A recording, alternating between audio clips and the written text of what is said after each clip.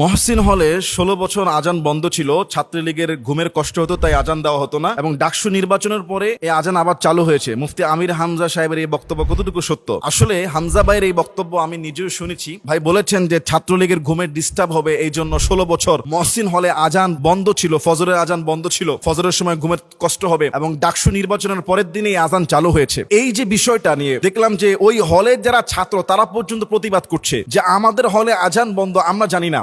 দেখলাম যে অনেকে হামজা ভাইয়ের কাছে এটার বিষয়ে ব্যাখ্যাও চাচ্ছে।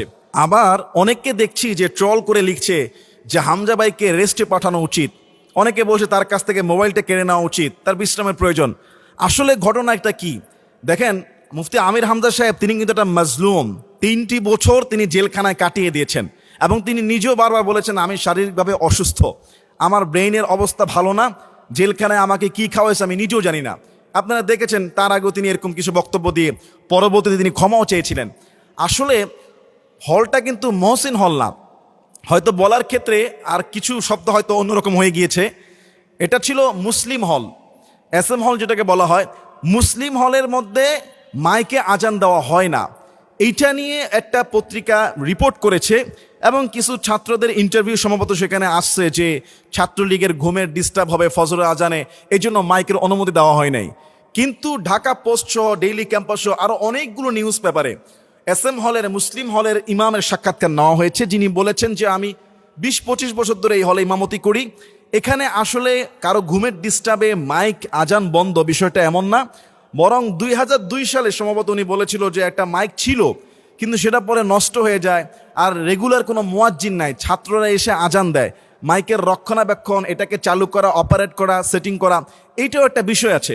এবং পরবর্তীতে মাইক লাগানোর উদ্যোগ হলো, ফান্ডিংয়ের ব্যবস্থা হয় নাই, এটা হলো ওই মসজিদের মুসলিম হলের ইমামের বক্তব্য।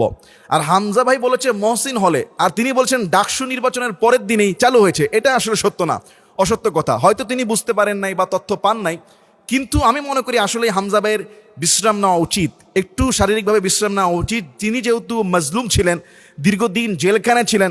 একটা সময় আমরা দেখেছি আমির হামজার বক্তব্যের টাইটেলে হতো কোরআন ছাড়া কথাই বলতে পারে না, আর এখন হামজা ভাইয়ের এখানে বক্তব্য চলে আসছে বিশ্বসুন্দরীকে।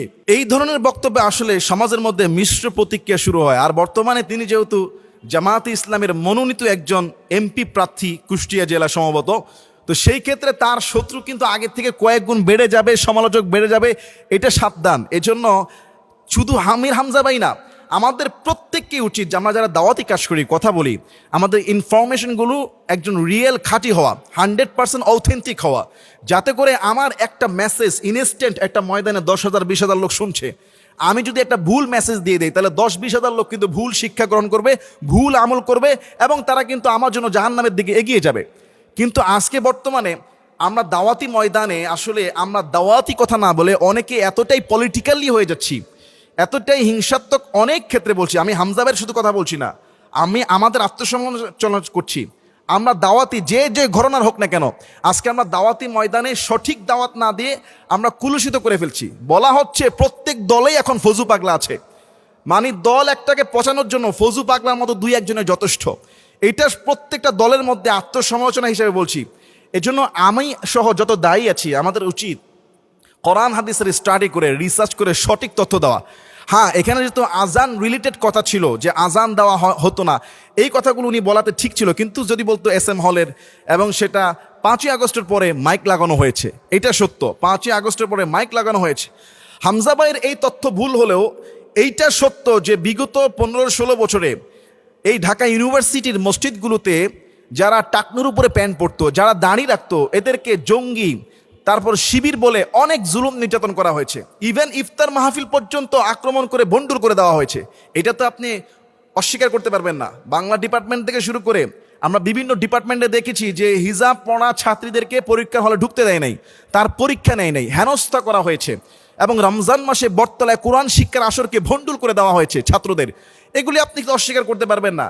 হয়তো হামজা ভাইয়ের ওই বক্তব্যটার সাথে যায় না, কিন্তু অন্যান্য বক্তব্য আপনি দেখেন, ইসলামকে কটাক্ষ করা হতো, যারা দাড়ি টুপি রাখতো, টাকনুর উপরে প্যান্ট পরতো, এদেরকে শিবির, জঙ্গি বিভিন্ন সন্দেহ করে হয়রানি করা হতো, তাদেরকে মারা হতো, গুম করা হতো, তাদের ইফতার মাহফিল, কোরআন শিক্ষার আসরকে ভণ্ডুল করে দেওয়া হতো।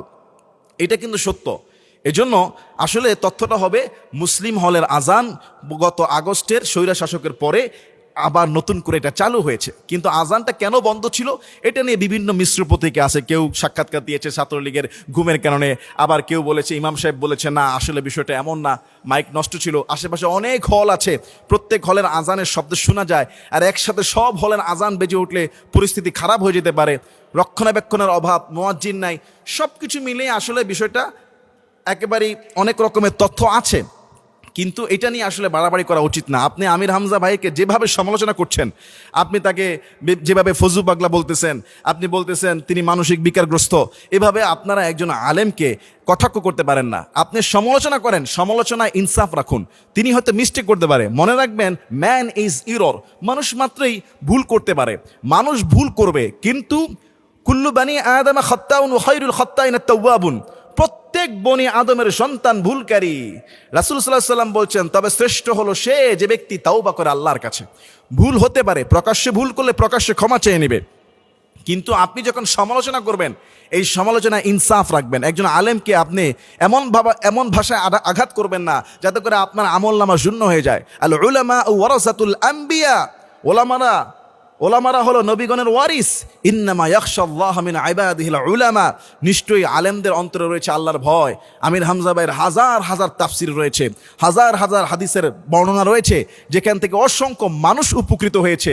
আসলে একটা মানুষ যখন অনেক কথা বলে, 1-1.5 ঘন্টা 2 ঘন্টা, 2-1টা টার্ন অফ স্লিপিং হতে পারে, আর এইটাকে কেন্দ্র করে আপনারা এত বেশি আলেমদেরকে কচলে ফেলেন, এতে কিন্তু আপনার আমলনামা শূন্য হয়ে যাবে। আল্লাহ তাআলা আমাদের সবাইকে সংশোধন হওয়ার সঠিক বুঝ দান করুন। আল্লাহুম্মা